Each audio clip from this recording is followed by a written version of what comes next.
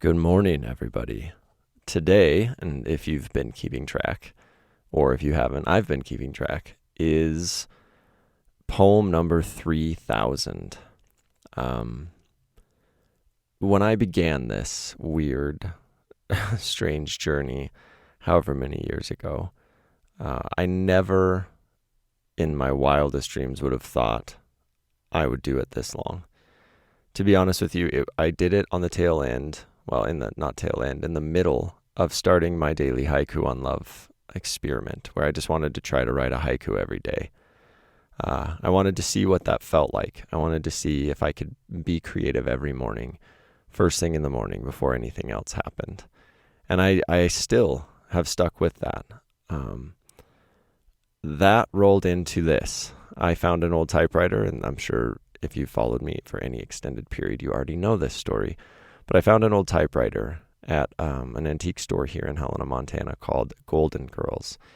And I had an old book that I was using, or that I was buying, that just a broken old book from Aunt Bonnie's bookstore right up the street. And I saw this typewriter sitting there.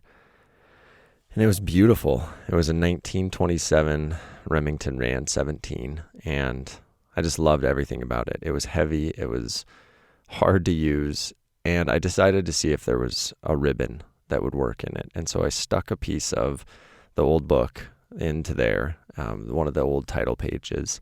And I just started typing. And I wrote that whole first poem standing in that antique store. That became Typewriter Series number 1. And it was something that I fell in love with. And I decided, just on a whim, to be honest, that I was going to do the same thing with the haiku, but I was going to do it now with a typewriter. Fast forward to today, 3,000 days later, and as I've mentioned and hinted at, I think it's time for some changes.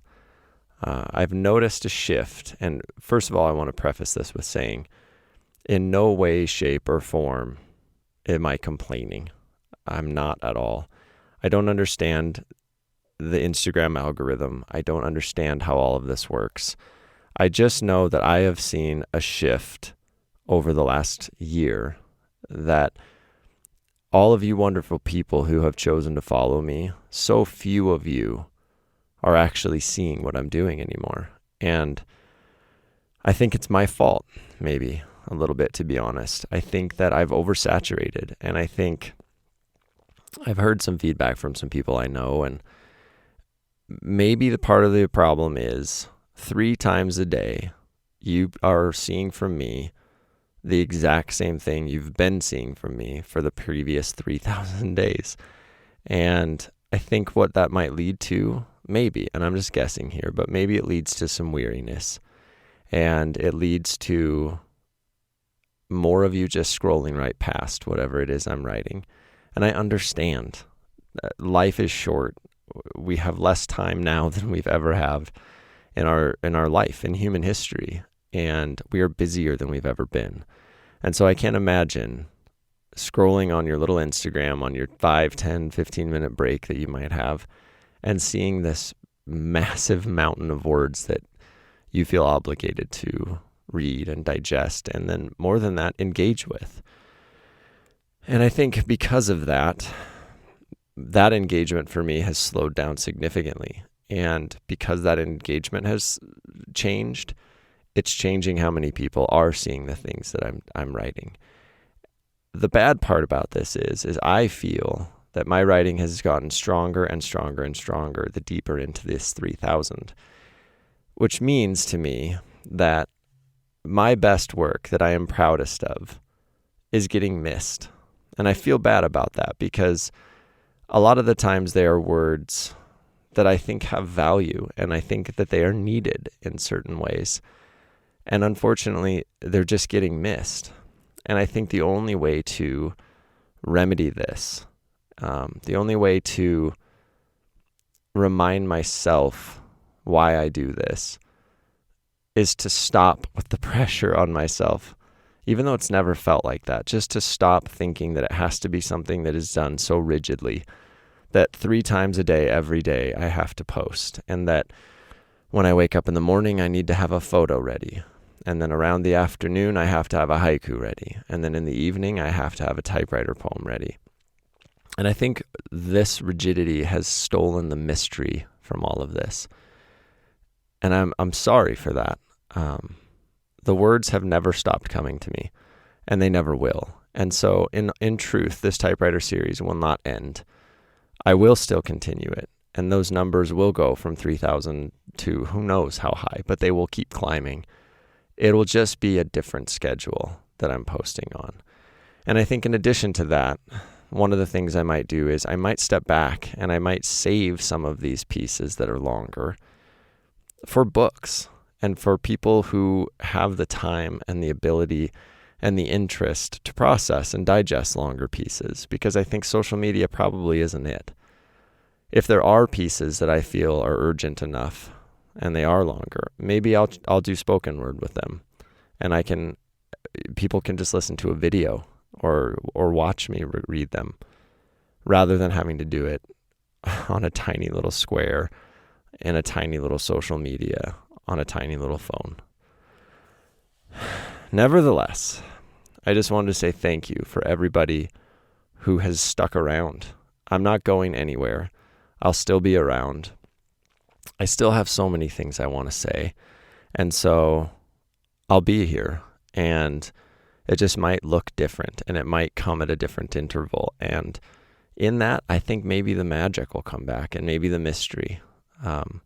But I just wanted to say thank you to everybody who has ever paid attention, who has ever reached out, who has ever commented or messaged or shaken my hand or hugged me in person at book signings. I just wanted to say thank you for taking that first poem in that bookstore, or in the antique store, taking that, loving it enough to make it a book, and to make another book and another book after that and another book. And spoiler, there's another book coming, and I can't wait for you all to see it.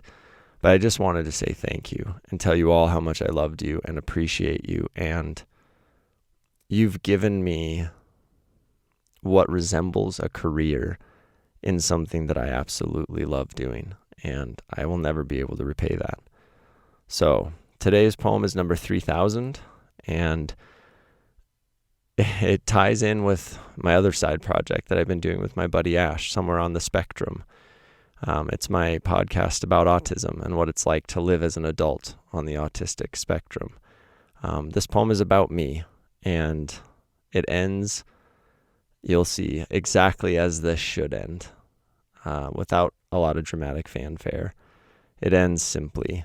And so this is the 3000th poem, and it feels good. I love you, all of you. So here is Typewriter Series 3000.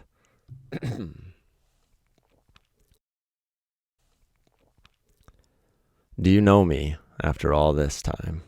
All these words? Understand what makes me tick? What spins the hour hand of this clockwork brain? I'm 10,000 things. Half scare me, half confuse. I'm a train wreck mind, the giant crunching jaws that turn cars to scrap. I'm the scrap, and the magnet it clings to. I hold my own feet, bare with warm hands, soothe myself with the chill and contrast. I play with my ears, always have. When folks swore I'd stick them out permanent and overproud. Twirl my hair too, but not to the point of bald spot or worry. I carry mints, not for the fresh breath, but for breath at all. Same goes for the antihistamines in the coin pocket. 2 there, 1 in the back, as I am terrified of this throat swelling again. I am the desperate need of noise-canceling headphones, but I'm the guilt and the reluctance to use them. I'm the rub some dirt on it mentality to the wounds I endure. I am 2 million radios on 2 million stations, and not a single one has a volume knob. I write to feel sane, though it only lasts until the final period. Sisyphus, I call out to the mirrors I avoid. How heavy is your stone? I am skin that hurts when touched gently by all but one. The fire in the fingers of those who brush against me. I am dichotomy, as sometimes I just need to be held on to, like the world is spinning and I cannot get a grip on the floor beneath me. Parties dismantle me, cannot be a wallflower, as sometimes I'm allergic to the flowers on the wall. I am incapable of small talk. I tell truths, and I don't know if they are too much, too honest, if they sting when they land. 300 times a minute, I remind myself to look into your eyes. Sometimes, without a moment of warning, I must go, or I am certain I will explode, and the shrapnel of me will discolor their finest clothes. I'm the Irish goodbye, knowing that sooner or later, I'll see you again.